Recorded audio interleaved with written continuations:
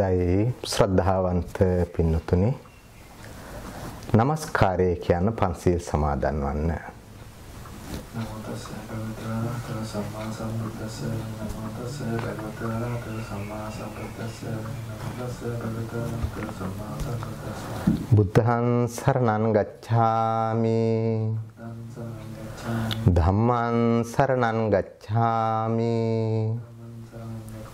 සංඝං සරණං ගච්ඡාමි ဒုတိယံ පි බුද්ධං සරණං ගච්ඡාමි ဒုတိယံ පි ධම්මං සරණං ගච්ඡාමි ဒုတိယံ පි සංඝං සරණං ගච්ඡාමි တတိယံ පි බුද්ධං සරණං ගච්ඡාමි တတိယံ පි ධම්මං සරණං ගච්ඡාමි တတိယံ පි සංඝං සරණං ගච්ඡාමි สรณาဂมနံ සම්පුන්නං පාණාතිපාතා වේරමණී සික්ඛාපදං සමාදියාමි අදින්නාදානා වේරමණී සික්ඛාපදං සමාදියාමි කාමේසු මිච්ඡාචාරා වේරමණී සික්ඛාපදං සමාදියාමි මුසාවාදා වේරමණී සික්ඛාපදං සමාදියාමි සුරාමේරය මජ්ජපමා දට්ඨානා වේරමණී සික්ඛාපදං සමාදියාමි තිසරණේන සද්ධින් පංචශීලං ධම්මං සාදුකං සුරක්ඛිතං කତ୍වා අප්පමාදේන සම්පාදේ තබ්බං සමන්තා චක්කවාලේසු අත්‍රා ගච්ඡන්තු දේවතා සද්ධම්මන් මුනි රාජස්ස සුනන්තු සග්ග මොක්කදන් ධම්මස්සවන කාලෝ අයං බදන්තා ධම්මස්සවන කාලෝ අයං බදන්තා ධම්මස්සවන කාලෝ අයං බදන්තා නමෝ තස්ස භගවතෝ අරහතෝ සම්මා සම්බුද්දස්ස නමෝ තස්ස භගවතෝ අරහතෝ සම්මා සම්බුද්දස්ස නමෝ තස්ස භගවතෝ අරහතෝ සම්මා සම්බුද්දස්ස කතමාච භික්කවේ සම්මා දිට්ඨි සම්මා දිට්ඨිම් පහන් භික්කවේ ද්වායන් වදාමි අත්ති භික්කවේ සම්මා දිට්ඨි සාසවා පුඤ්ඤ භාගියා උපදිවේ පක්කා අත්ති භික්කවේ සම්මා දිට්ඨි අරියා අනාසවා ලෝකුත්තරා මග්ගාති ශ්‍රද්ධා බුද්ධි සම්පන්න කාරුණික ගුණගරුක වාසනාවන්ත ධර්ම ශ්‍රවණාබිලාභී පින්වතුනි දුරුතු පුර පසළොස්වක පොහොය නිමිති කොටගෙන තරුණ බෞද්ධ සංස්කෘතික මධ්‍යස්ථානය මුල් කරගෙන මේ නව වසරේ පොය ධර්ම දේශනා මාලාවේ ආරම්භක ධර්ම දේශනාවට තමයි ඔය ඇත්ත සෑම සියලු දෙනාම මේ සහ සම්බන්ධ වෙලා සිටින්නේ 2022 වර්ෂය ආරම්භ වෙලා සම්මතයට අනුව නව වසරක් උදා වෙලා සියලු දෙනාටම සියලු දෙනා නව බලාපොරොත්තුත් එක්ක කටයුතු කරන අවස්ථාව අපි මුලින්ම සියලු දෙනාටම සුබම සුබ නව වසරක් වේවා කියලා ප්‍රාර්ථනා කරනවා. එම ප්‍රාර්ථනා කරමින් තමයි මේ ධර්ම දේශනාව ආරම්භ කරන්නේ. සියලු දෙනාගේ යහපත් වූ සිතුම් පැතුම් ඉෂ්ට වෙන වාසනාවන්ත කුසලයෙන් පිරුණු අකුසලයෙන් දුරු වුණු වසරක්ම වේවා. අද මේ ධර්ම දේශනාමය පින්කමට දායකත්වයේ සපයනවා වරුණ සමරකෝන් මහත්මයා, උසා සමරකෝන් නෝනා මහත්මිය, එයත්න්ගේ දුවා දරුවන්, සේනක සමරකෝන් පුතණුවන්, මයිකල් සමරකෝන් පුතණුවන්, රිහානා සමරකෝන් දියණිය. මේ පරලෝකීය ඥාතීන්ට පින් අනුමෝදන් කිරීම තමයි එයත්න්ගේ පරමාර්ථය. ඒ අතර පත්මිනී තිලකා කොටුවේ ගෙදර මෑණියන්, ඒ වගේම එන්.ඩී. නන්දාවති ආච්චි අම්මා වරුණ මහත්මයාගේ, ඒ වගේම ඌසානෝනා මහත්මයාගේ ආච්චි අම්මා ජොසපින් ෆෙනෙක් ආච්චි අම්මාට පින් අනුමෝදන් කිරීම මේ පින්කමේ ආරමුණු කරගෙන තමයි පින්කම සංවිධානය වුණේ. හොඳයි පින්නතුනි, අපි අපේ මාතෘකාවට ප්‍රවේශ වෙමු. අද දිනේ මාතෘකාව හැටියට තෝරා ගන්නට යෙදුණු පින්නතුනි, මහා චත්තාරික සූත්‍රයට සම්බන්ධ කරගනිමින් සම්මා දිට්ඨිය පිළිබඳව සාකච්ඡා කරා. මොකද්ද මේ සම්මා දිට්ඨිය කියලා කියන්නේ? සම්මා දිට්ඨිය, මේ සම්මා දිට්ඨිය පිළිබඳව බුද්ධ දේශනාවේ නොයෙකුත් තැන්වල විස්තර වශයෙන් දීර්ඝ ලෙස සාකච්ඡා වෙන මාතෘකා වෙන දෙයක්. ඉතින් ඒ නිසා පින්නතුනි, අපිත් මේ සම්මා දිට්ඨිය පිළිබඳව නිවැරදි ආකාරයෙන් දැනගන්න ඕන. මක්නිසාද කියතොත් සම්මා දිට්ඨියෙන් තොරව බුදුදහමක් නැති නිසා. බෞද්ධයන් හැටියට සම්මා දිට්ඨිය නොමැත්තේහි නම් ඇත්ත වශයෙන්ම ඒ කෙනෙකුට බෞද්ධ කියලා කිව නොහැකි නිසා. අපි පසුගිය වසර පුරාවටත් මාතෘකා ගණනාවක ධර්මදේශනා පවත්වාගෙන ආවා. මේ ධර්මදේශනා පැවැත්වුවේ යම් වූ එක රටාවකට, එක පිළිවෙලකට. ඒ පිළිවෙලේ ඊළඟ දේශනාව තමයි මේ වසරේ මේ අපි ආරම්භ කරන්නේ. නිසා පින්නතුනි, පසුගිය දේශනා සමග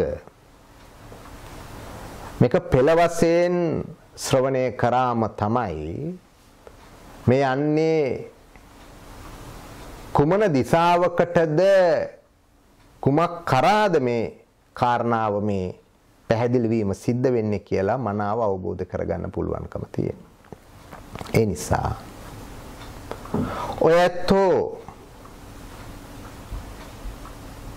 අපි බලාපොරොත්තු වෙනවා නම්, ඔයත්ෝ බලාපොරොත්තු වෙන සසරෙන් එතර වීම කියන පරමාර්ථය. ඒ පරමාර්ථය නිකන් හිතේ තියෙන නිකන් සිතුවිල්ලක් විතරක් නම් මේ දේශනාව පෙළ ගැස්ම පැහැදිලි වෙන එකක් නෑ.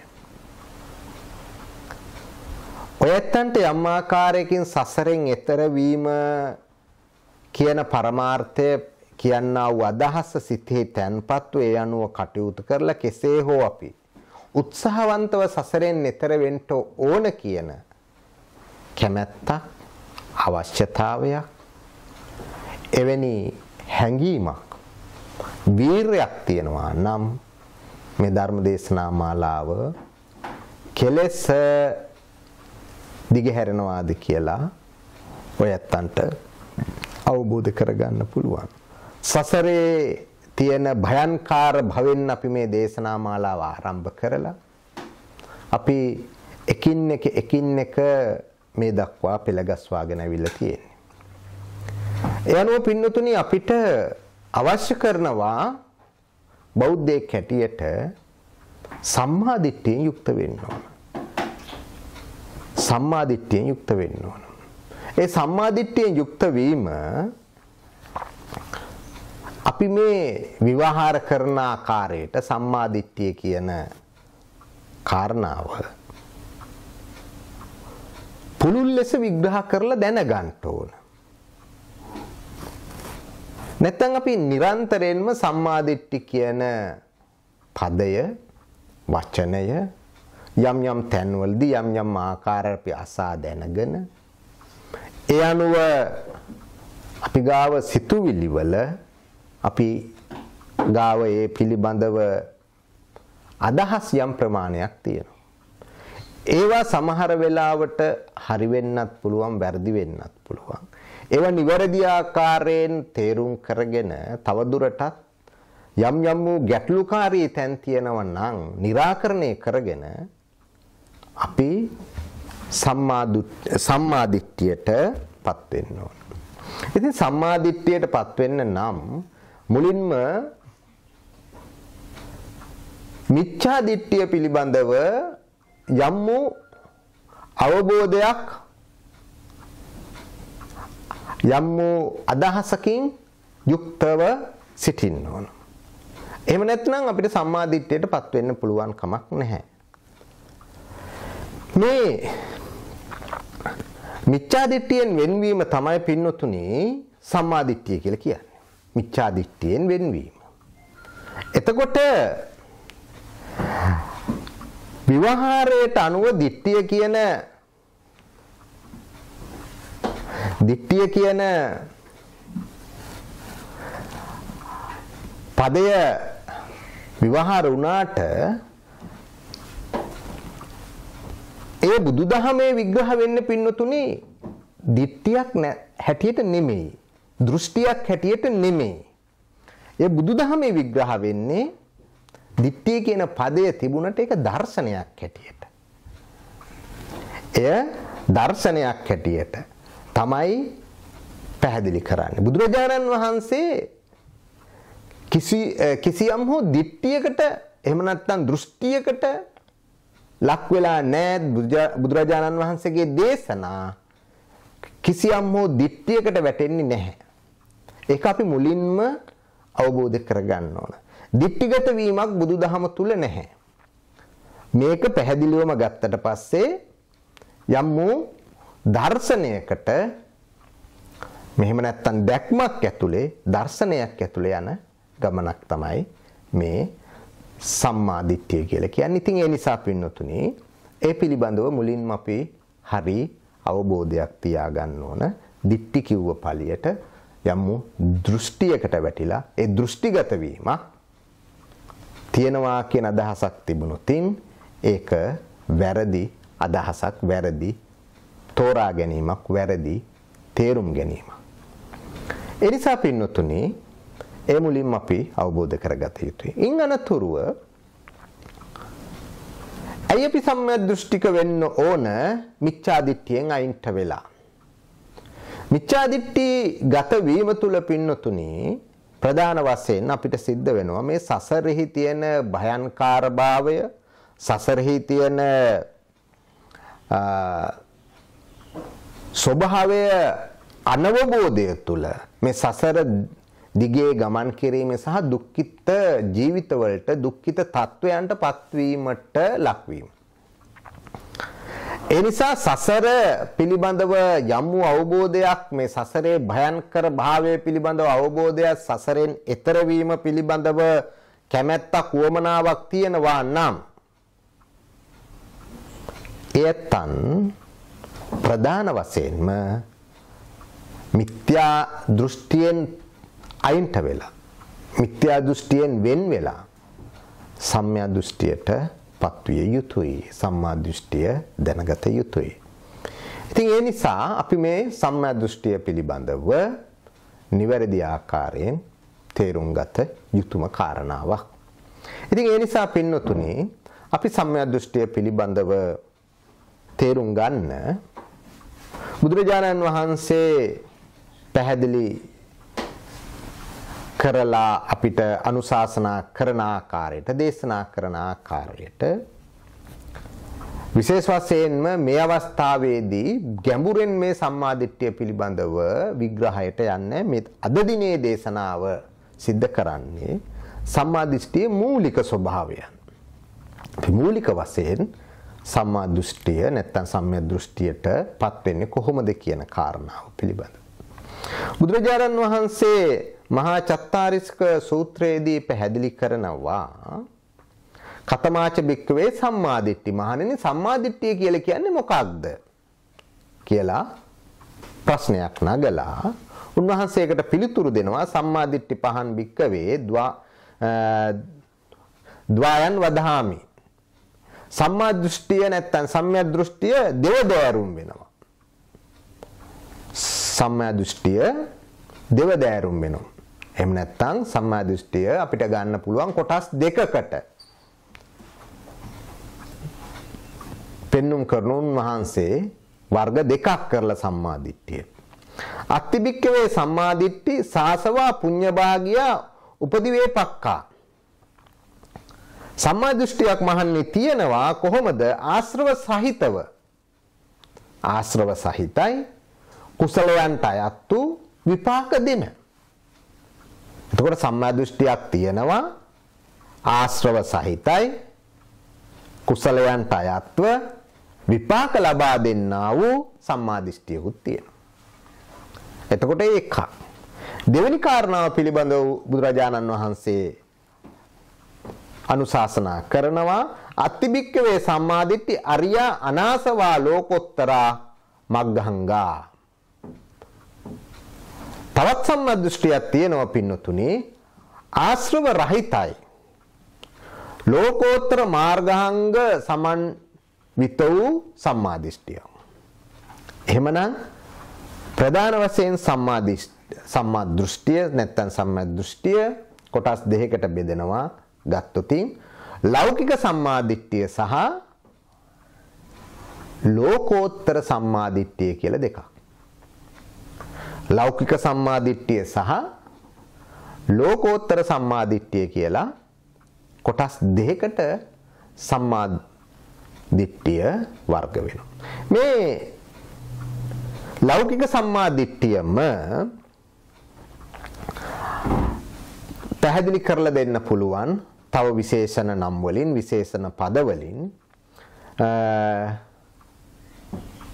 දසවස්තුක සම්මා දිට්ඨිය කම්මස්ස කතා සම්මා දිට්ඨිය ආදී නම් වලින්ද මේ ලෞකික සම්මා දිට්ඨිය පැහැදිලි කරලා දෙන්න පුළුවන්. මේ සම්මා දිට්ඨියේ ස්වභාවය තමයි අර බුදුරජාණන් වහන්සේ අනුශාසනා කර ආකාරයටම පින්නු පොදවා ගන්න පුළුවන්.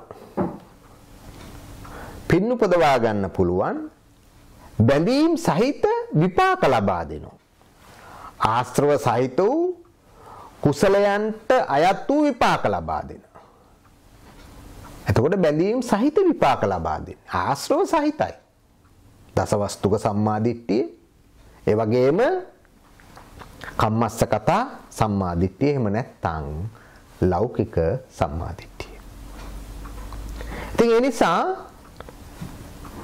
ඒ පළවෙනි සම්මාදිට්ඨිය දෙවෙනි සම්මාදිට්ඨිය තමයි කෙලෙස් රහිත වූ ලෝකෝත්තර අංගයන්ට අයත් වූ සම්මාදිට්ඨිය එහෙම නැත්නම් ලෝකෝත්තර සම්මාදිට්ඨිය.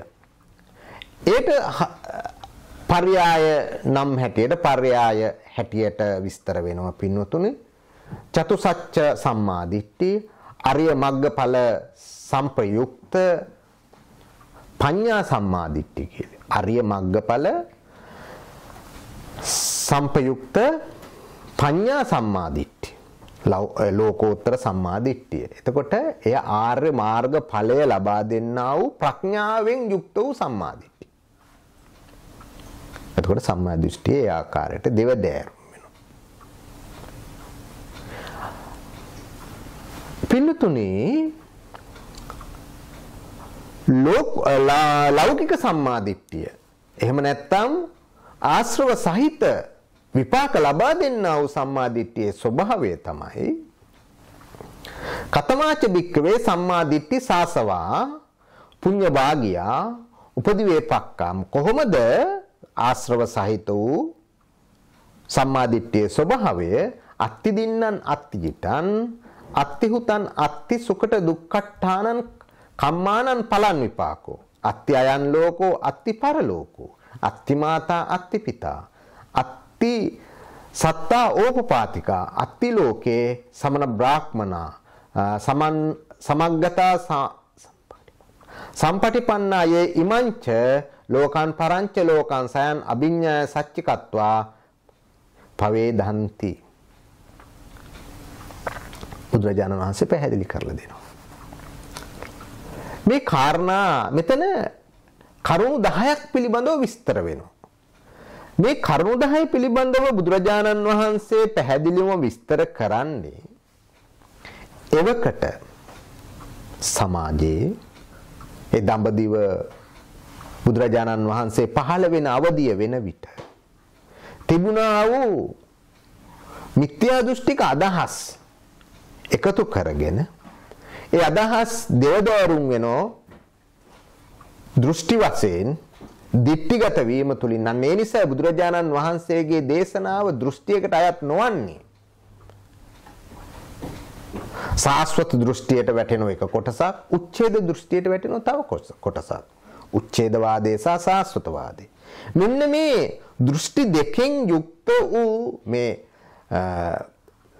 62ක් වූ මිත්‍යා දෘෂ්ටික ආගම්, එහෙම නැත්නම් මිත්‍යා දෘෂ්ටික දර්ශන, මිත්‍යා දෘෂ්ටික ආගමික සංකල්ප 62ක් එදා බුදුරජාණන් වහන්සේ වැඩ සිටි සමයේ පැවතුණා. එයින් ප්‍රධාන වශයෙන් බොහෝ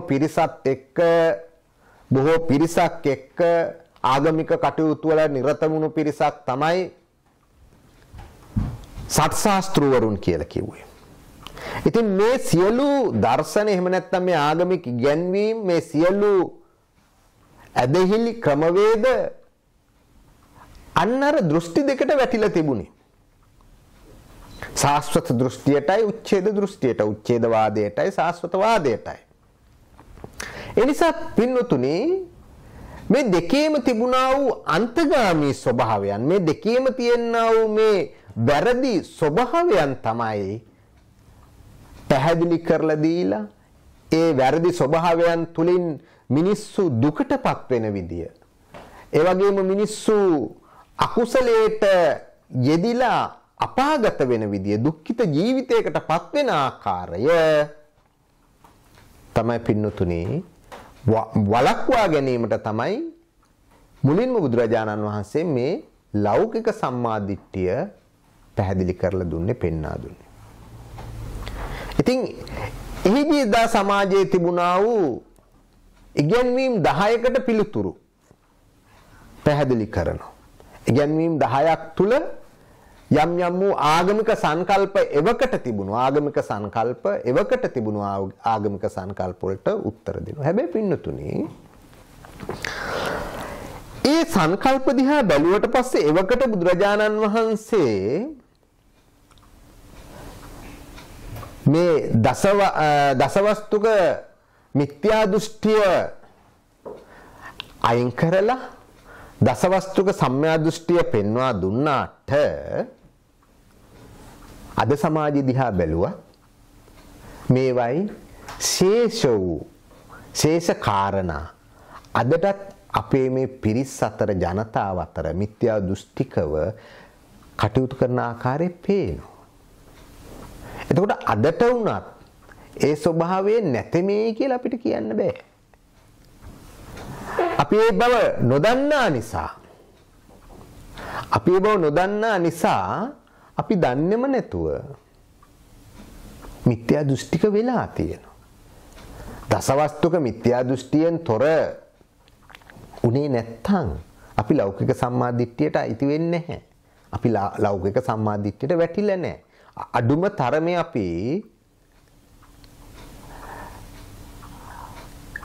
ලෞකික වූ සුබදායක වූ සුඛදායක වූ භවයන් ලබන්නටවත් අවශ්‍ය කරන්නා වූ කුසලයේ උත්පාදනය කරගන්නටවත් සම්‍යක් දෘෂ්ටික වෙලා නැහැ. එහෙම සම්‍යක් දෘෂ්ටික නොවුණු අපි හොඳට අවබෝධ කරගන්න පින්නතුනි. එහෙම සම්‍යක් දෘෂ්ටික නොවුණු අපි කවදාවත් ලෝකෝත්තර සම්මාදිට්ඨියට පත්ව නිවන් මඟ සාක්ෂාත් කරගන්නා වූ ගමනට ප්‍රවේශ වෙන්නේ නැහැ. මක්නිසාද කියතොත් ප්‍රධාන වශයෙන් අපි ලෞකික මිත්‍යා දෘෂ්ටියෙන් තොර වෙන්න ඕන. සම්‍යක් දෘෂ්ටියට අපි අයිති වෙන්න ඕන. ඒ ප්‍රධානම කාරණාව තමයි අත්ති දින්නන්. අත්ති දින්නන් කියලා කිව්ව පින්නතුනි දුන් දෙහි විපාක ඇත කියන එක. මොකද එදා සමාජයේ තිබුණා මතවාදයක් නත්ති දින්නන් කියලා. දුන් දෙහි විපාක නැත. යමෙකුට යමක් දුන්නා කියලා ඒ දුන්නා වූ දේවල කිසිදු විපාකයක් ප්‍රතිවිපාකයක් හොඳ විපාකයක් ලැබෙන්නේ නැහැ. ඒ නිසා මේ භවයේ අපි කාල බීලා අපිට තියෙන හැටියට ණයට අරගෙන හරි කාල බීලා අපි ජොලියේ වර්තමාන සමාජයේ ප්‍රකාශන විදියට ගත්තොතින් අපි බොහොම ජොලියේ ජීවත් වෙලා සැපසේ ජීවත් වෙලා විනෝදකාමී ජීවත් වෙලා මැරිලා ගියාම ඇති. මොකද දුන් දෙහි විපාක නැහැ. දෙන දේවල් වල කිසිම ප්‍රතිඵලයක් නැහැ. ඒව දුන්නා පමණයි අපි ගාව තියෙන ධනය හානි වෙනවා විතරයි. නත්ති දින්නන් කියලා කිව්වේ දුන් දෙහි විපාක නැහැ. බුදුරජාණන් වහන්සේ දේශනා කරනවා එහෙම නැහැ. දුන් දෙහි විපාක තියෙනවා අත්ති දින්නන්. යමක් යමෙකුට දුන්නාම එහි විපාක තියෙනවා. එහි යහපත් වූ විපාක තියෙනවා. ඒ නිසා දීම සිද්ධ කළ යුතුයි. ඒ වගේම පින්වතුනි දෙවෙනි කාරණාව හැටියට පැහැදිලි කරනවා පින්වතුනි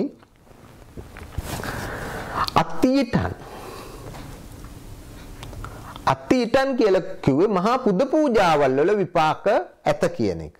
එදා ඒක සඳහන් කරා නත්තිටන් කියලා.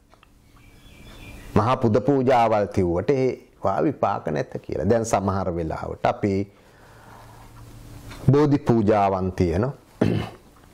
විශාල මල් පූජාවන්, බුද්ධ පූජාවන් තියෙනවා. විශාල ආහාර පූජාවන් තියෙනවා. විශාල සිවුරු පරිස්කාරවල පූජාවන් තියෙනවා. ධර්ම දේශනාවන් ආදී විශේෂ පූජාවන් තියලා විශේෂ පූජාවන් කරනවා. එතකොට මේ පින්කම් වල මේ කරන්නා වූ පින්කම් වල විපාකයක් නැත කියලා මතවාදයක් එදා පැවතුණා.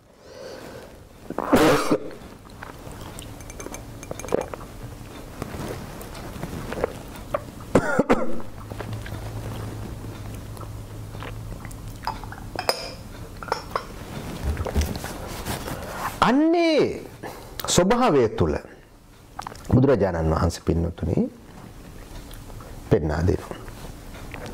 එහෙම නෑ. අට්ටිතන් කිව්වේ මහා පුද පූජාවල් වල ඒ පූජා විධිවල විපාක තියෙනවා.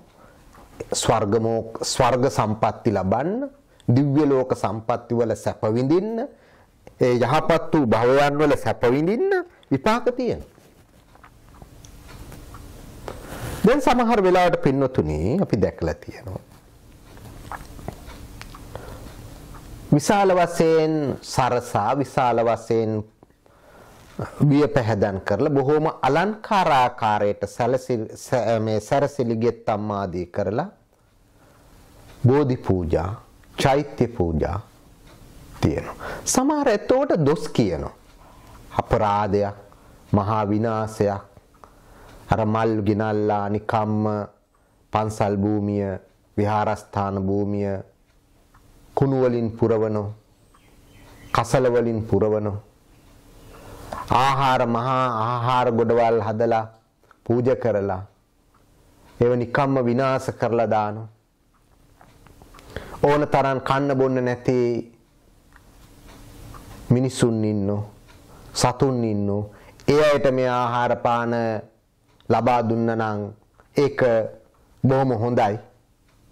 ඊට වඩා වටිනෝ නිකම් මේ චෛත්‍ය වටේ, බෝධි වටේ, පිළිම වටේ මේව නිකන් තැන්පත් කරලා විනාශ කරන එක මොනතරම් අපරාධයක්ද කියලා ඔය වගේ ප්‍රකාශන කරමින් ඒව සාධාරණීකරණය කරන ඇත්තෝ අපි දැකලා තියෙනවා. ඒවා එවැනි ප්‍රකාශන අපි දැකලා තියෙනවා. එවැනි කටයුතු අපි දැකලා තියෙනවා. හැබැයි පින්නතුනි මේක බැලුව බැලමට තර්කානුකූලව කල්පනා කරොත් නම් ඒ ප්‍රකාශවල සත්‍යතාවයක් තියෙනවා. ආහාර පාන බොරුවට චෛත්‍ය ගාව හෝ බුද්ධ ප්‍රතිමාවන් ගාව හෝ බෝධීන් වහන්සේ ගාව හෝ එකතු කරලා රැස් කරලා විසික් කරලා දානවට වඩා හොඳයි යම් වූ කෙනෙකුට භුක්ති විඳින්න දෙනවා නම් බැලු බැලමට ඒක සාධාරණ වූ ප්‍රකාශනයක්. නමුත් පින්නතුනි ඒ ආහාර පාන අපිට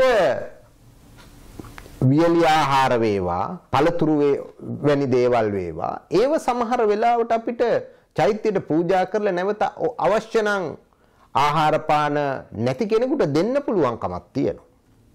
ඒක විසික් කරන්න අවශ්‍යතාවයක් නැහැ. හැබැයි අර පූජාවල් වල කිසිම ප්‍රතිඵලයක් නැහැ කියලා කියනවා නම් ඒක මිත්‍යා දෘෂ්ටියක්. ඒ පිළිබඳව තර්කානුකූලව දකින්නට වඩා බුදුරජාණන් වහන්සේ පැහැදිලි කරලා දෙන්නේ ඒ පුද පූජාවන් සිද්ධ කරන්න ඕනේ. ඒවයි විපාක තියෙන ඔය කෙනෙකුගේ ශ්‍රද්ධාව වඩවන, දැක්කම කෙනෙකුට ශ්‍රද්ධාව උපදවන, ඒ තුලින් ශ්‍රද්ධාව වැඩි දියුණු වෙන පුද පූජාවන්. ඒ නිසා මහා පූජාවන් වල ඒක වටිනාකමක් තියෙනවා.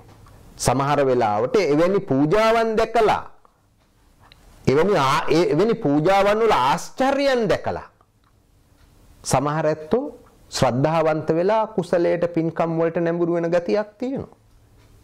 හැබැයි ඉතින් නොදන්න ඇත්තෝ ඒවට දොස්පරොස් කියලා නිකන් කුසලයක් සිද්ධ කරගන්න අවස්ථාද තියෙනවා. ඒ නිසා මේ පිළිබඳව හරියට තේරුම් ගන්න ඕන, අවබෝධ කරගන්න ඕන. මොකද පින්නතුනි එය මිත්‍යා දෘෂ්ටියකට වැටීමක්. ඊළඟට පින්නතුනි බුදුරජාණන් වහන්සේ අනුශාසනා කරලා පැහැදිලි කරලා දෙනවා අත්තිහුතන්. අත්තිහුතන් කියලා කිව්වේ පින් සලකාගෙන ගුණවතුන්ට යහපත් වූ සත්පුරුෂයන්ට යම් වූ සංග්‍රහයන් පුද පූජාවන් සිද්ධ කරනවා නම් එහි විපාක තියෙනවා කියන එක. මොකද නත්තිහුතන් කියලා එදාර මිත්‍යා දෘෂ්ටික අදහසක් තිබුණා. පින් සලකාගෙන යහපත සලකාගෙන යහපත් වූ ගුණවත් වූ සත්පුරුෂ මිනිසයන්ට සැලකීමෙන් පළක් නැහැ, වැඩක් නැහැ. ඒවා කිසි විපාකයක් නැහැ. නිකම් මේ නාස්තියක් පමණයි, නිකම් මෙලෝ වශයෙන් ලැබෙනා වූ ප්‍රශංසාවන් පමණයි. ඒවයි පරලෝ වශයෙන් කිසිදු ප්‍රතිඵලයක් නැහැ. ඒ නිසා ඒවයි කිසිදු වටිනාකමක් නැහැ කියලා මතවාද තිබුණා. බුදුරජාණන් වහන්සේ පින්නතුනි පැහැදිලි කරලා දෙන්නේ එහෙම නෙවෙයි. ඒ පින්කම් වල උනත් එහෙම කරන්නා වූ සත්කාර සම්මාන වල උනත් විපාකයක් තියෙනවා. අපි කරන්නා වූ යම් වූ යහපත් වූ ක්‍රියාදාමයක පෙරලා ප්‍රතිවිපාකයක්, යහපත් වූ ප්‍රතිවිපාකයක් තියෙනවා කියලා තමයි බුදුරජාණන් වහන්සේ පෙන්වා දුන්නේ. ඒ නිසා පින් සලකාගෙන යම් වූ සත්පුරුෂයෙකුට යම් වූ පින්වතෙකුට හිතවත් ගුණවත් පිරිසකට යම් වූ සංග්‍රහයක් කරන එක ඔය ඇත්තෝ. ඒකට ගිහිද පැවිදිද කියන කාරණාවක් නෑ. සංග්‍රහයක් කරන එක යම් වූ විපාකයක් ලැබෙන ප්‍රතිඵලයක්. ඒ නිසා ඔය ඇත්තෝ එවැනි අවස්ථාවලදී ඇතිවෙනා වූ මිත්‍යා දෘෂ්ටික මතවාද වලින් අත මිදෙන්න. ඒ වගේම පින්වත්නි අත්ති සුකට දුක්ඛට්ඨානං කම්මානං පලං විපාකෝ. හොඳ නරක කර්ම වල විපාක ඇත. අපි සිද්ධ කරන්නා වූ හොඳ ක්‍රියාවලට හොඳ ප්‍රතිඵල. නරක ක්‍රියාවලට නරක ප්‍රතිඵල.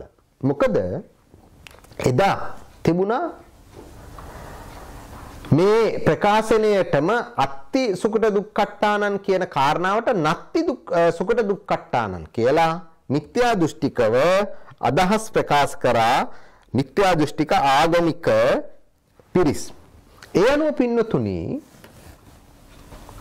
එක පිරිසක් කිව්වා ගංගානම් ගඟ එක කොනක ඉඳන් අනිත් කොනට මහා දන් දීලා මහා පුද පූජාවන් තියාගෙන කියක් එහි කිසිඳු විපාකයක් නැහැ. ඒ වගේම මහා ගංගානම් ගඟ දෙපස පිරෙන්නට ඉන්න සියලු ජනතාව ඝාතනය කරමින් ඒ වගේම සත්තු ඝාතනය කරමින් ගොඩවල් ගැහුවත් ඒවයිත් විපාකයක් නැහැ. ඒ කියන්නේ කරන හොඳ ක්‍රියාවේද විපාකයක් නැහැ, කරන නරක ක්‍රියාවේද විපාකයක් නැහැ. ඒ ක්‍රියාව එතනින් ඉවරයි. මොකෝ මෙතනින් එහාට කිසිදු භවයක් නැහැ. මෙතනින් එහාට කිසිදු ගමනක් නැහැ. මේ භවය විතරයි, මේ ගමන විතරයි. ඒ නිසා හොඳ නරක කියලා කතාවක් නැහැ. අපි මේ භවය තුල මේ ලැබුවා වූ භවයෙන් කටයුතු කිරීම පමණයි කියන වගේ අදහස් ආකල්ප මිත්‍යා දෘෂ්ටික දෘෂ්ටීන් පැවතුණා.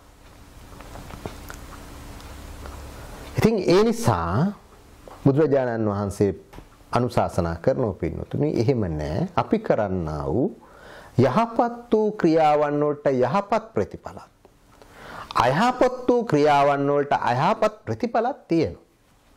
ඒක සමහර වෙලාවට මෙලෝ වශයෙන් අපිට භුක්ති විඳින්න නොලැබුණත් පරලෝ වශයෙන් අපිට භුක්ති විඳින්න අවස්ථාව තියෙනවා. සමහර යහපත් ක්‍රියාවල යහපත් ප්‍රතිඵල මෙලෝ වශයෙන්ද, අයහපත් ක්‍රියාවල අයහපත් ප්‍රතිඵලව මෙලෝ වශයෙන්ද අපිට භුක්ති විඳින අවස්ථා ඕන තරම් අපි තියෙනවා. ඒ නිසා පින්නතුනි අපි කරන්නා වූ හොඳ නරක වැඩවලට හොඳ නරක ප්‍රතිඵල ලැබෙනවා. ඒ පිළිබඳව අපි විශ්වාසය තියාගන්න ඕනේ. ඒ කියන්නේ කිසිදු අවිශ්වාසයක් තියාගන්න හොඳ නැහැ. එහෙනම් අපි අවිශ්වාසයක් තියා ගැනීම තුළ තමයි පින්නතුනි අපි මේ කටයුත්ත සිද්ධ වෙන්නේ. අපිට මේ කාරණාවල් මෙහෙම වෙන්නේ. ඊළඟට පින්නතුනි ඊළඟ කාරණාව හැටියට අත්‍යයන් ලෝකෝ මෙලොවක් ඇත. අත්ති ඊළඟ කාරණාව අත්ති පරලෝකෝ පරලොවක් ඇත. දැන් සමහර අයගේ අදහසක් තිබුණා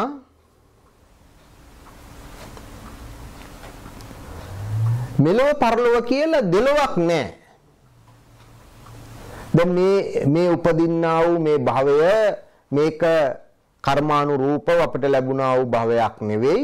එහෙම කාරණාවක් නැහැ. මේ භවයෙන් පස්සේ අපි නැවත භවයකට යන්නේද නැත. පරලොවක් නැහැ, මේ භවය පමණයි. සමහරක් අය කියනවා මේ භවය පමණයි. සමහරක් අය කියනවා මෙහෙම භවයක් මෙහෙම ගමනක් ඇත්තේම නැහැ කියලා. මෙලොවක් පරලොවක් නැහැ කියලා. ඉතින් පින්නතුනි මරණින් මතු ජීවත් වෙන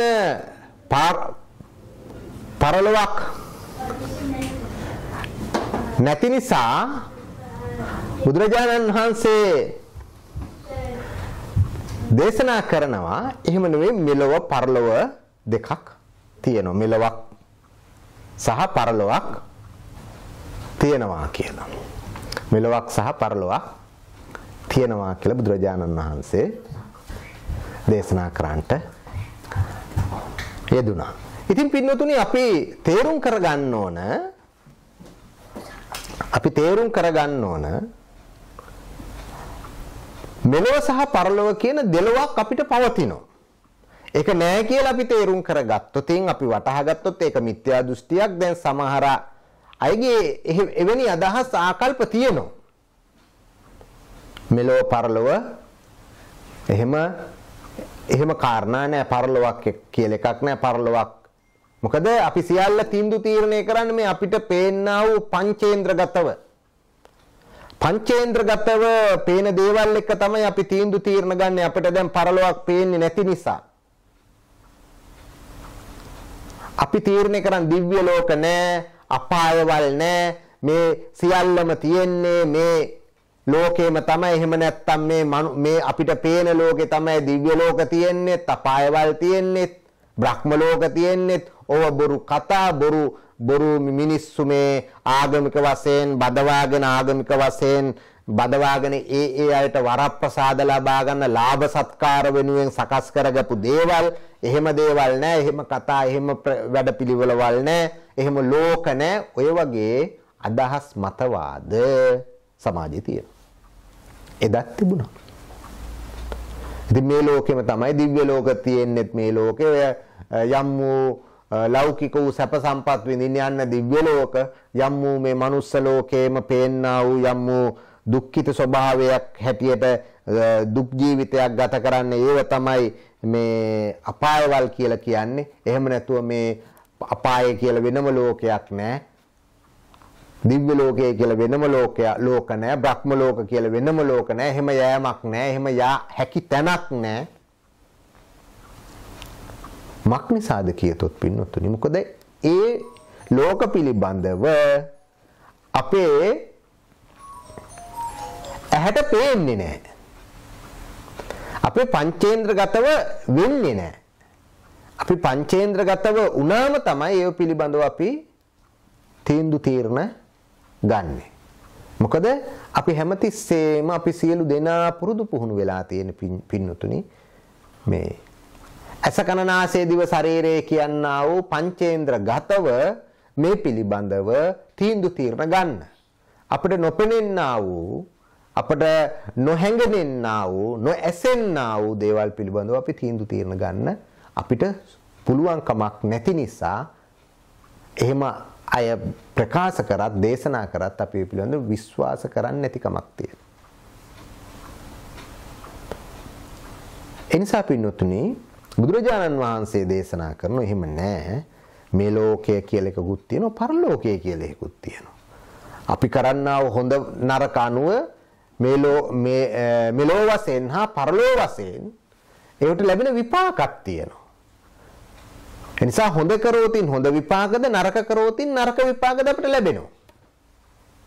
බුදුරජාණන් වහන්සේගේ අනුශාසන. ඒ වගේම පින්නතුනි තව කාරණාවක් තමයි අත්ති මාතා අත්ති පිතා. මොකද නත්ති මාතා නත්ති පිතා කියලා තමයි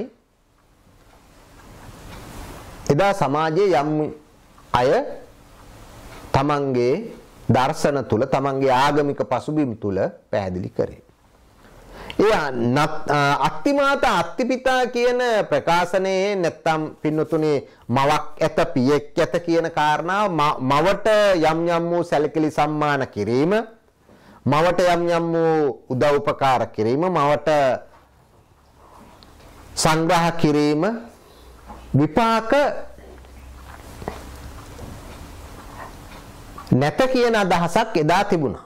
පියාට සංග්‍රහ කිරීම, පියාට උදව්පකාර කිරීම, පියා රැකබලා ගැනීම, එයාදී කාරණාවල ඒවා පින් ක්‍රියා නෙවෙයි, ඒවට විශේෂ විපාක නැත කියන අදහසක් තිබුණොයි.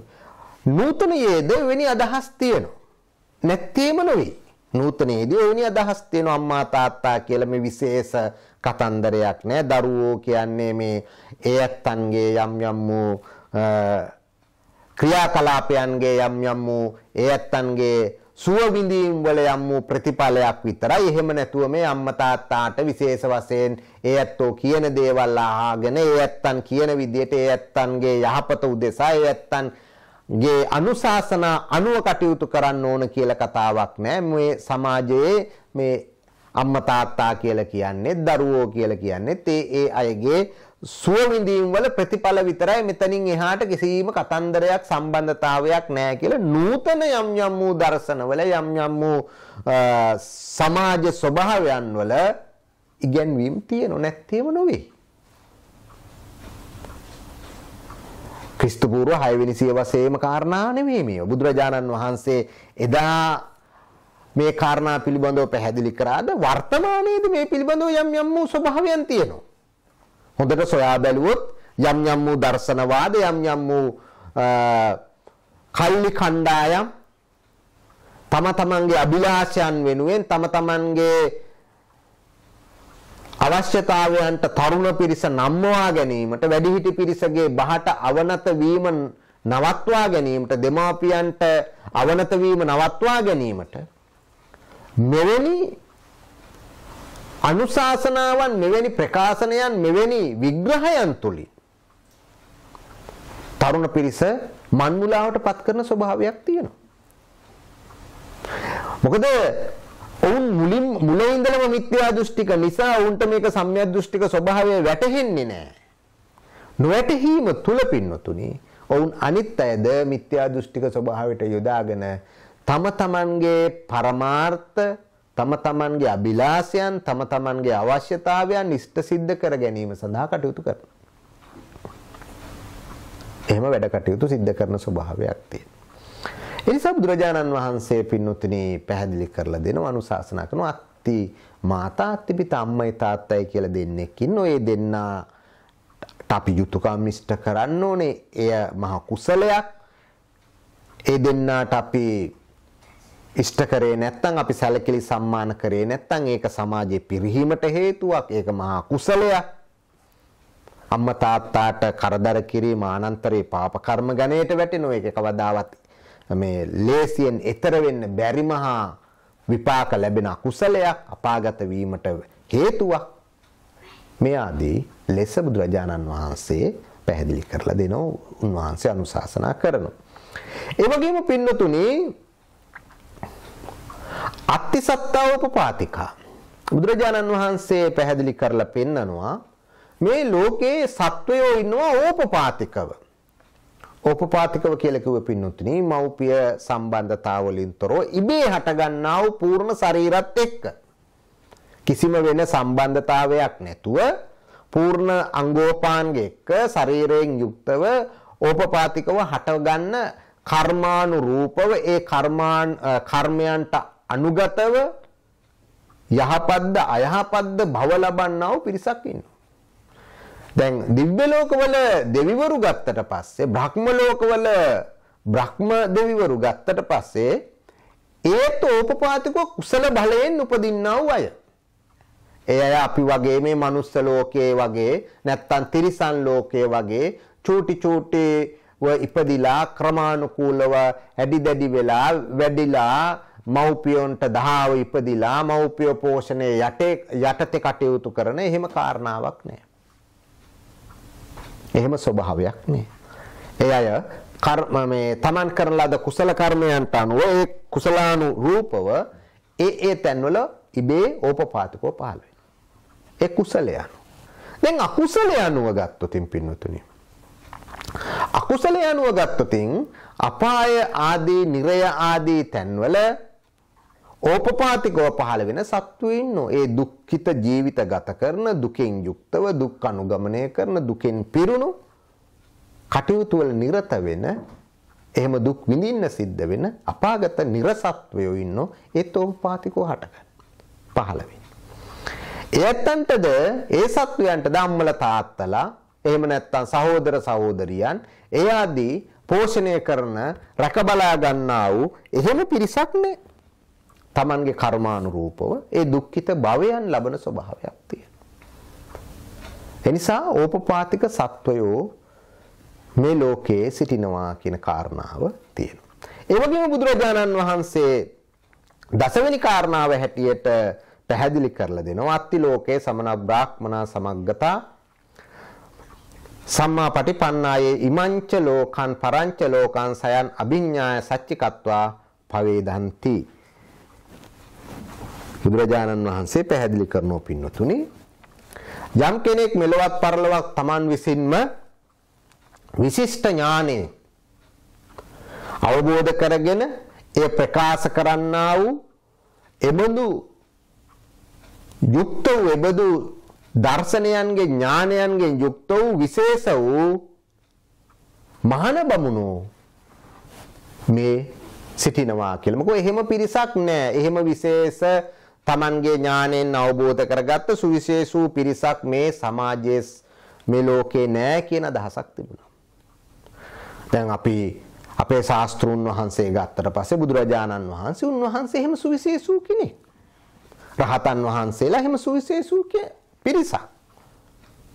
බුදුරජාණන් වහන්සේ Taman ලොකු පරිශ්‍රණයක් කරලා සංසාරයේ ලොකු ගමනක් තුල පරිශ්‍රණයක් කරලා ඒ පරිශ්‍රණයේ ප්‍රතිඵල හැටියට උන්වහන්සේ අවබෝධ කරගන්නෝ මේ සියල්ල කෙලවර කිරීම නිවන සියලුම ඥානයන් අවබෝධ කරගෙන ඒ ඥානයන් පිළිබඳව අනිත් දුකෙන් පෙළෙන සත්වයන්ට පෙන්වලා දීලා දුකින් මුදවා ගැනීමේ කටයුතු සිද්ධ කර උන්වහන්සේ. එතකොට උන්වහන්සේගේ මග අනුගමනය කරමින් උන්වහන්සේ පෙන්වා දුන්න මග ගිහින් සසරෙන් එතර වුණු බොහෝ පිරිසක් සිටිනවා. අදටත් එහෙම පිරිසක් සමාජයේ සිටිනවා. ඉතින් ඒ නිසා පින්නතුනේ එහෙම නැtei කියලා අපිට කියන්න බෑ. මොකද එදා සමාජයේ එහෙම එකක් තිබුණා. අද සමාජයේත් එහෙම නැත්තේම නොවේ වෙන අදහසක්. අද සමාජයේ තියෙන රහතන් වහන්සේලා නෑ. රහත් වෙන්න බෑ.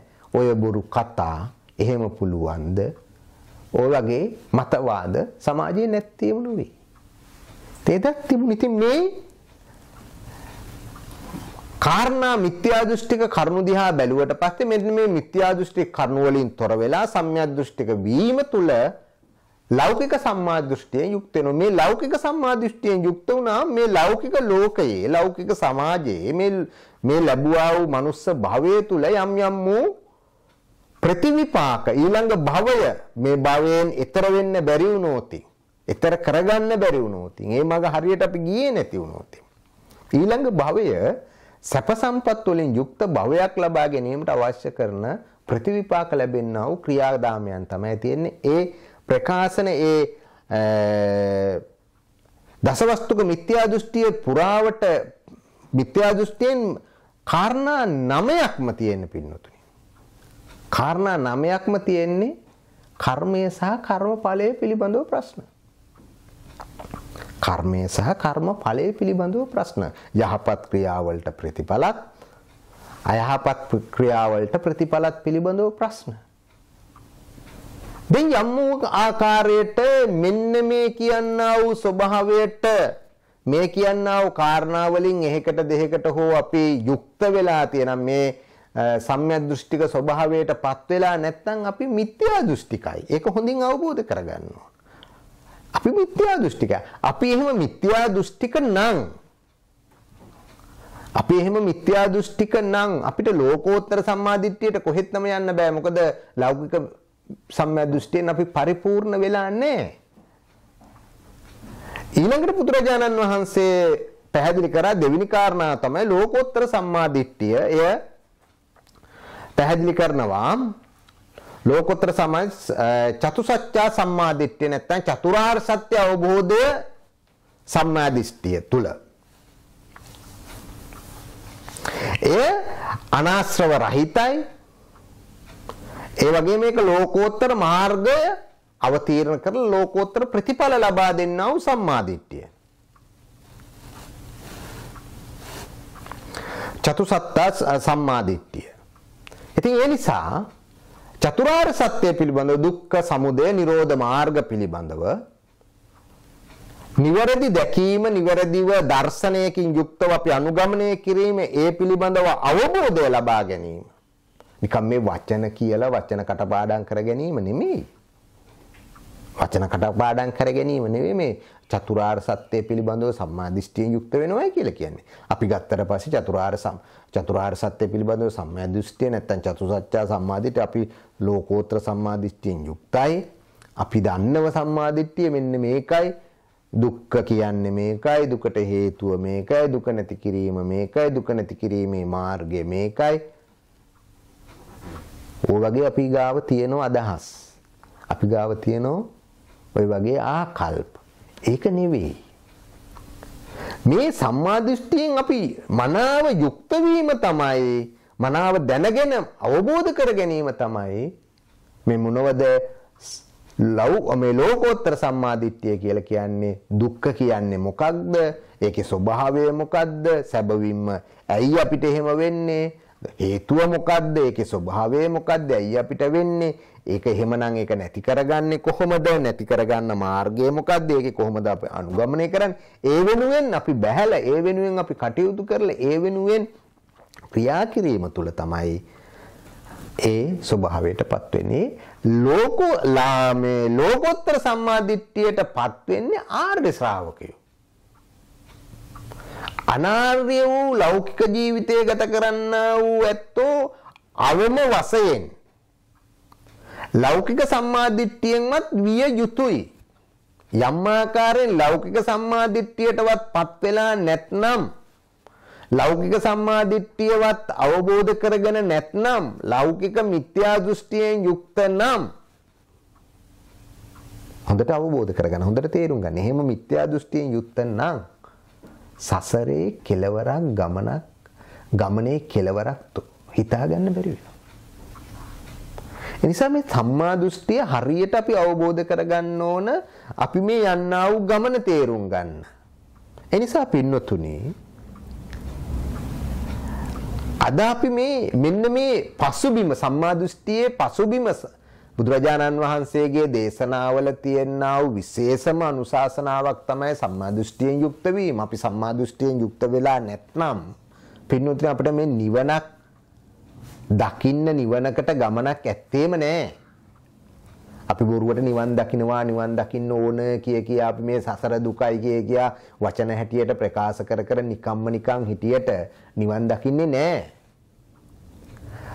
අවම වශයෙන් මේ ජීවත් වෙන්නා වූ මනුස්ස භවය තුළදී මේ ලෝකෝත්තර සම්මාදිට්ඨියට යන්න ලෞකික සම්මාදිට්ඨියෙන් මුලින්ම ඒ ටික අපි හදා ගන්න ඕනේ. මේකේ තියෙනා වූ යම් වූ අපි ගාව තියෙනා වූ සැකසංකා තියෙන ප්‍රශ්න සිත් තුළ කොනකවත් නොතබා ඒව සම්පූර්ණයෙන්ම සුද්ධ පවිත්‍ර කරගන්න ඕනේ. සුද්ධ පවිත්‍ර කරගෙන අපි ලෝකෝත්තර සම්මාදිට්ඨියෙන් යුක්ත වෙන්න. ලෝකෝත්තර සම්මාදිට්ඨියෙන් යුක්ත වුණාට පස්සේ තමයි අපිට ලෞකික සම්මාදිට්ඨියෙන් අපි යුක්ත වෙන්න ඕනේ. එතකොට තමයි අපි ලෝකෝත්තර සම්මාදිට්ඨියට අපිට යන්න පුළුවන්කම තියෙන්නේ. ඒ නිසා පින්වතුනි, අද දේශනාවේ මම උත්සාහ කරේ අද දේශනාව මේ ලෞකික සම්මාදිට්ඨිය පිළිබඳව පැහැදිලි කිරීමක් කරලා මේ සම්මාදිට්ඨියේ පසුබිම පැහැදිලි කරන්න. ලෝකෝත්තර සම්මාදිට්ඨියට යෑමට නෙමෙයි. ලෝකෝත්තර සම්මාදිට්ඨියට මීට වඩා බොහොම ගැඹුරු විග්‍රහයකට, ගැඹුරු අනුශාසනාවකට, ගැඹුරු පෙළගැස්මකට යන්න ඕනේ. ඒ පිළිබඳව බුදුරජාණන් වහන්සේ ඒ වගේම ශ්‍රාවකයාණන් වහන්සේලා දේශනා කරපු, අනුශාසනා කරපු විශේෂ සූත්‍ර අනුසාරයෙන් මේ පිළිබඳව පැහැදිලි කරගන්න ඕන. මොකද අපි සම්මාදිට්ඨිය කිය හිටියට අපි මොනතරම් සම්මාදිට්ඨියට යුක්තද කියන කාරණාව අපි අවබෝධ කරගන්න ඕනේ. එහෙම අවබෝධ කර ගැනීමෙන් තමයි පින්නතුනි අපට ධර්ම අවබෝධය ලබා ගන්න පුළුවන්කම තියෙන. ඒ නිසා දැන් ඔය ඇත්තන්ට මනාව පැහැදිලි වෙන්නේ නැති සම්මා දෘෂ්ටිය බුදුරජාණන් වහන්සේ පෙන්වා දෙන ආකාරයට දෙආකාරයි. ලෝකෝත්තර සම්මාදිට්ඨිය සහ ලෞකික සම්මාදිට්ඨිය කියලා. ලෞකික සම්මාදිට්ඨිය දසවස්තුක මිත්‍යා දෘෂ්ටියෙන් වෙන්වීම තමයි මේ දිට්ඨිය කියලා කිව්වට බුදුදහම කිසිදු දෘෂ්ටියකට, දිට්ඨියකට වැටෙන්නේ නැහැ. ඒක දර්ශනයක්, ජීවන දහමක්. මේක දහමක්, මේක දිට්ඨියක් නෙවෙයි, මේක දෘෂ්ටියක් නෙවෙයි. එවකට පැවතුණු බුදුරජාණන් වහන්සේ ලොව පහළ වෙන ක්‍රිස්තු පූර්ව 6 වෙනි සියවසේ එවකට පැවතුණා වූ සාස්වත දෘෂ්ටියේ, ඒ වගේම උච්ඡේද දෘෂ්ටියේ තිබුණා වූ මතවාදවලට, ඒ පිටියෙනා වූ මතවාදවලට පැහැදිලි කරමින්, ඒවා ඛණ්ඩනය කරමින්, ඒ පිළිබඳව විග්‍රහ කරමින් බුදුරජාණන් වහන්සේ මේ ලෞකික සම්මාදිට්ඨිය පැහැදිලි කරේ, අනුශාසනා කරේ, පෙන්වා දුන්නේ. ඒ ලෞකික සම්මාදිට්ඨියෙන් යුක්තව ඉන්න ඕන අපි ලෝකෝත්තර සම්මාදිට්ඨියට යන්න. ලෞකික සම්මාදිට්ඨියෙන්වත් යුක්ත නැත්නම් අපිට ඒකාන්ත වශයෙන්ම සතර අපාගත වෙන්නේ. ලෞකික සම්මාදිට්ඨියෙන්වත් යුක්ත නැත්නම් අපි සතර අපාගත වීමක් තමයි බලාපොරොත්තු වෙන්නේ. ඒ නිසා අවම වශයෙන් මෙන්න මේ සම්මා දෘෂ්ටියේ පසුබිමසෝ අපි මුලින්ම අවබෝධ කරගෙන අපි ලෝකෝත්තර සම්මා දිට්ඨියට ප්‍රවේශයක් අපි සකස් කර ගන්න ඕන. අද දිනේට මේ දේශනාව මෙතකින් ඉවර කරනවා. අපි තව දවසක ලෝකෝත්තර සම්මා දෘෂ්ටිය පිළිබඳව පූර්ණ ලෙස කරුණු කාරණා පෙළ ගැස්මින් චතුසත්ත්‍ය සම්මා දිට්ඨිය පිළිබඳව අපි මනා විග්‍රහයකට එන්න බලාගෙන කොහොමද මේ තුලින් අපි මාර්ග අවබෝධයට නැත්නම් මේ නිර්වාණ ගමනට එහෙම නැත්නම් ප්‍රඥාව උදා කර ගැනීමට යන්නේ කියන කාරණාව පැහැදිලි කරන්න බලාපොරොත්තු වෙන්නේ. ඉතින් අද දුරුතු පුරපසළොස්වක පොහොය නිමිත්තෙන් තමයි අපි මේ ධර්මානුශාසනාව සිද්ධ කරන්නට යෙදුනේ. දුරුතු පුරපසළොස්වක පොහොය පින්නතුනේ විශේෂ වශයෙන්ම ශ්‍රී ලාංකික බෞද්ධයන්ට හරි වැදගත් දවසක් බුදුරජාණන් වහන්සේගේ ප්‍රථම ලංකා ගමනය සිද්ධ වෙන්නේ දුරුතු පුරපසළොස්වක පොහොය දිනයක. තුන්බෑ ජටිලයන් දමනය කරලා 1000ක් පිරිස බුදුරජාණන් වහන්සේ පහළ වුණු සමයේ ක්‍රිස්තු පූර්ව 6 වෙනි සියවසේ බොහෝම රහතුන් යයි පිළිගෙන සමාජයත් පිළිගෙන ඔවුනුත් පිළිගෙන බොහොම පිරිස් අතර ජනප්‍රියත්වයට පත් වෙලා බිම්බිසාර රජුරුවන් පවා බොහොම සැලකිලි සම්මාන කරමින් හිටපු පිරිසක් තමයි තුන්බෑ ජටිලයන් කියලා කියන්නේ. නදී කාශ්‍යප ගයා කාශ්‍යප උරුවෙල් කාශ්‍යප කියන මෙන්න මේ සහෝදරයෝ තුන්දෙනා ජටිල සහෝදරයෝ තුන්දෙනා මුණ ගැහෙන්න බුදුරජාණන් වහන්සේ ගිහිල්ලා වැඩල වුණ ඒ පිරිසට ධර්ම මාර්ගය කියා දීලා ඒ ඇත්තෝ රහත් ඵලයට පත් කරවලා ඉන්න අනතුරුව ලංකාවේ ඇති වුණා වූ යම් වූ ශ්‍රී ලංකා භූමියේ ඇති වෙන්නා වූ ගැටලුවක් සඳහා බුදුරජාණන් වහන්සේ යක්ෂ ගෝත්‍රිකයන් දමනය කරන්න මහියංගණයට වැඩලා තියෙනවා. ඒ දුරුතු පුරපසළොස්වක පොහොය දිනයක. ඉතින් ශ්‍රී ලාංකික බෞද්ධයන්ට බොහොම වැදගත් වෙන්නේ ඉතින් බුදුරජාණන් වහන්සේ ජීවමානවම අපේ මේ ශ්‍රී ලංකා භූමිය බුදුරජාණන් වහන්සේගේ ශ්‍රී පාදයේ නිස්පර්ශයෙන් බොහොම පින්වන්ත වූ භූමියක් බවට පත් වෙනවා. අපේ පිරිස ධර්මානුශාසනාවන් නිදත් ලක්වෙච්ච අවස්ථාවක් හැටියට දුරුතු පුරපසළොස්වක පොහොය දිනය සඳහන් කරන්න පුළුවන්. ඒ දිනේදී තමයි ඔය ඇත්තෝ මේ පින්කම සිද්ධ කරගත්තේ කියලා සන්තෝෂයටපත් වෙන්නේ. එහෙම සතුටටපත් වෙමින් අපි මේ පින්කමේ දායකත්වයේ අනුග්‍රහය දැක්වූ පින්වතුන්ට පුණ්‍යානුමෝදනා කරමින් අපි අද දිනේ අනුශාසනාව නිමාටපත් කරනවා. වරුණ සමරකෝන් මහත්මයා, උසා සමරකෝන් නෝනා මහත්මිය, සේනක සමරකෝන් පුතුණුවන්, මයිකල් සමරකෝන් පුතුණුවන්, රිහානා සමරකෝන් දියණිය තමයි මේ පින්කමේ දායකත්වයේ සපයන්නේ. ඒත් බලාපොරොත්තු වෙන තමන්ගේ ආදරණීය මව්පියන්ට පුණ්‍යානුමෝදනා කරන්නේ. ඒ අතර වරුණ සමරකෝන් මහත්මයාගේ ආදරණීය මෑණියන් පත්මිනී තිලකා කොටුවේ ගෙදර මෑණියන්ට පුණ්‍යානුමෝදනා කිරීමටත්, ඒ වගේම ඒඩී නන්දාවතී ආච්චි අම්මාට පුණ්‍යානුමෝදනා කිරීමටත්, ඒ වගේම ඌෂා සමරකෝන් නෝනා මහත්මියගේ ආදරණීය ආච්චි අම්මා ජොසපින් ෆෙනෙක් ආච්චි අම්මාට පුණ්‍යානුමෝදනා කිරීමත් මේ පින්කමේ ආරම්භය. ඉතින් ඒ ඇත්තන්ට මේ පින් අනුමෝදන් වේ. ඇත්තන්ගේ පරලෝක ජීවිත සුඛිත මුදිත වේවා කියන ප්‍රාර්ථනාවත්, ඒ වගේම නිවන් අවබෝධ කර ගැනීමටත් හේතු වාසනා වේවා කියන ප්‍රාර්ථනයත් අපි එකතු කරනවා. මේ පින්කමට සහ සම්බන්ධ වූ සෑම සියලු දෙනාම ධර්ම ශ්‍රවණය කරපු සෑම සියලු දෙනාගේම ඥාතිවරු එකසේ පින් අනුමෝදන් වී ඇත්තන්ගේ පරලෝක ජීවිත සුඛිත මුදිත වේවා කියන බලාපොරොත්තුවෙන් නිවන් අවබෝධ කර ගැනීමට වාසනාව උදා කර ගනිත්වා කියන බලාපොරොත්තුවෙන් අපි පොදුවේ ඥාතීන්ට පුණ්‍යානුමෝදනා කරමු.